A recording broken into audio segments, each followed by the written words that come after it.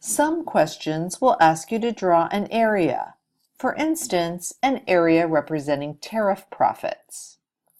Others will provide you with coordinates to plot.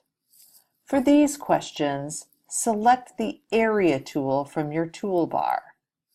Then, click the appropriate points on the graph, one after another.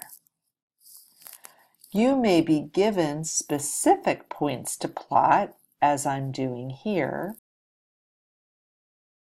or you may be asked to plot the area that fits a specific description, area between curves, such as here, for instance.